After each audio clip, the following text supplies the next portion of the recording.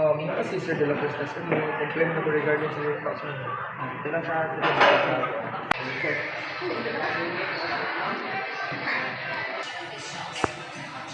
Good morning, sir. Natin mo complain ako sa kakuan. Yung tanong ko niya. Padayon natin. Hello, sir. Sir, good Good morning, sir. Aso? Si Narinig na sir, complaint sa about sa yung tanong ibaligyan, sir. Sige, padayon. Sige, sir. Salaysay ang mga transaction Regarding sa sponsor, balik na sa yung requirement, sir, si Mr. Yap, kasi ako na punta, balik nag-post diba? Nag-post ka rin, okay, sir, na pila niya ang ita, doon sila ako ba, PM na yun, PM na ko siya, pwede ba na ko siya ng PM, sa umap, after ko ba, sir, ako siya di-contact, through sa number, pwede siya post, so, sinakontact, after sila ka minuto, alas ko sila nga, na i-illustrate na agitkas mo na sir. So, kitid din siya sir, hindi na pa sa ganyan sir. And then, balik sila ka social na, sila yung estimated na breakup. Yung isa na po nga, 3 million. So, decide ko sa'yo, nihangyo ko nga, hindi ba natin kaunan na 1.5 million. Pagkakasigot sa sir, magkakaroon sa bayaran, kailangan ko na resibo, wala ko madugay, kailangan ko na sa titulo nga, ngayon siya na naka-register din siya kalang na titulo. Ngayon, after na sir, moto na yun, siyempre sa kwan sir, sa register sa yun na paglantaw nito sir, check sa titulo, dili niya yung Mr. Yap ang nakakuan sir, naka-register. Kami ngayon ka sir, ang lambo din sir, Mr. Lambo din yun. Sir mo kung dali-dali na ko sir nga, dito pwede ako mo para mas pamili na ko identify na kasi kayo pa naman niya.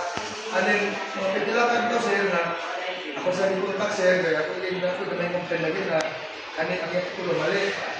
Then, mga to sir, pag-check ako sa Facebook account, hindi ka napunta, hindi na katsakan, block ko niya, paglantar ako sa yung lang sa number, ako sa ikot na, balik-balik na ginagawa sa mga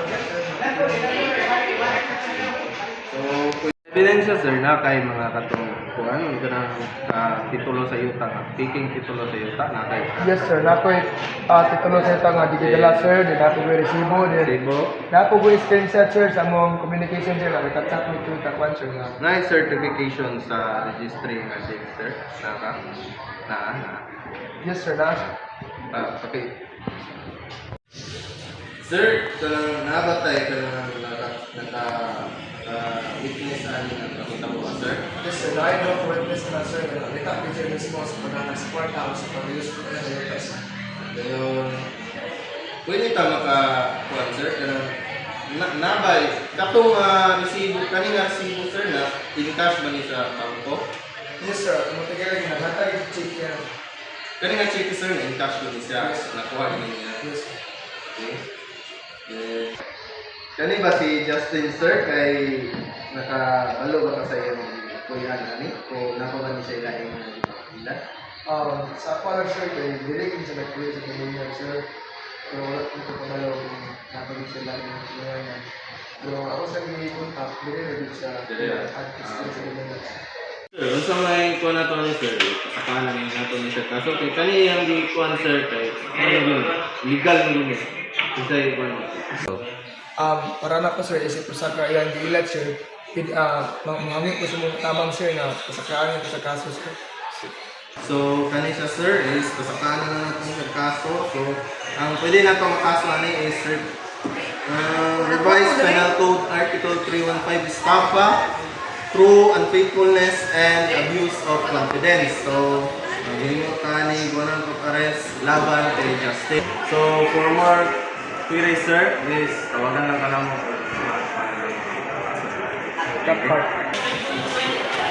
Salamat po sir.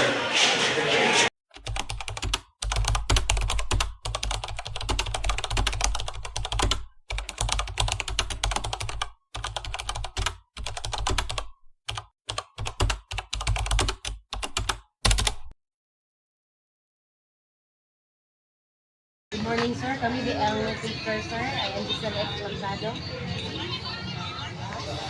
Kamu day ang witness ano na teacher. Hindi mo ngayon sa ganang information, sir, sama sa inyong halal. So, ako dahil sila yung sumako. Ang gawin sa mga. Kapag duha, sir, ang makakita ang naka-witness ano. Yes, ma'am.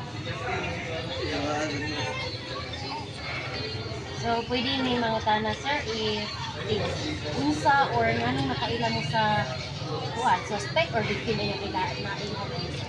Ang one, ang victim. Ayun. Anong nakailaman mo sa victim? Ang victim, ang wala siyang silingan. Ito siya pa, panipan, ano sa atong, sa kabuti.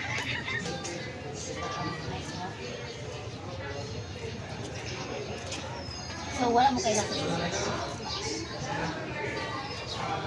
Asa ninyo nakita sila nga location nga na-assignment sa kanila? Sa ilahan sa kayo. Balay din.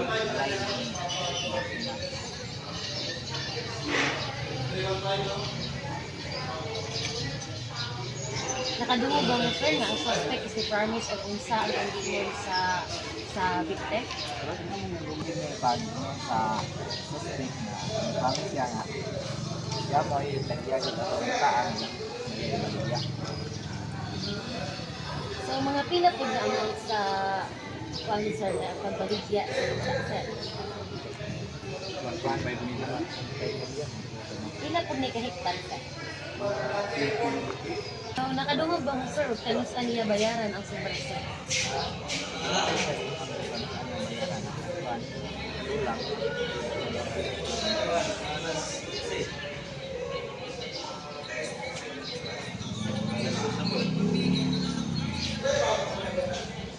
Unsa man niya pamaagi silang payment, sir?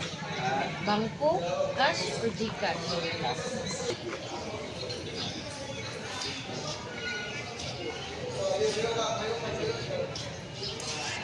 So, unsa man mo kalayo ani, sir, naa magyud mo sa atubangan sa suspect ani na time or naalang mo nakatubang sa silingan niya?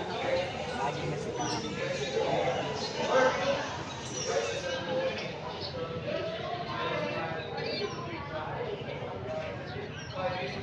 May offer po ba ang suspect ninyo, sir, na inana nga amount kay isa po mo sa witness sa ilang contract?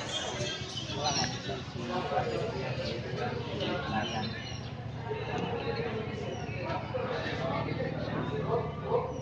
So, naa ba mo proof at na time, sir, which is picture ninyo at ulo or something?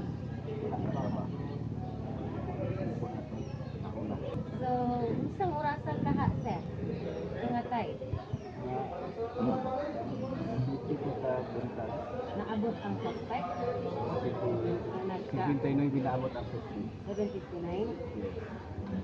Kamusta po dahuman, sir, kung inyong paragtabi?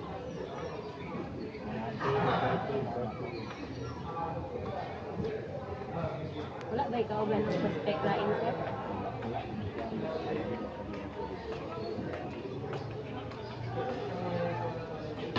Mga unsa ni isa nga ang panghitabo, sir?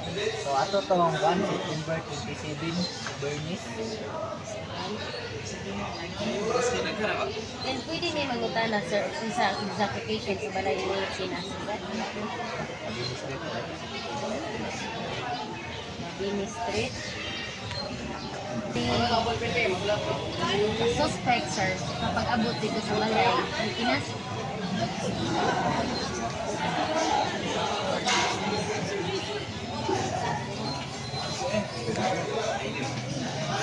Sir, salamat kayo sa amo ang nag-gather na information ngayon.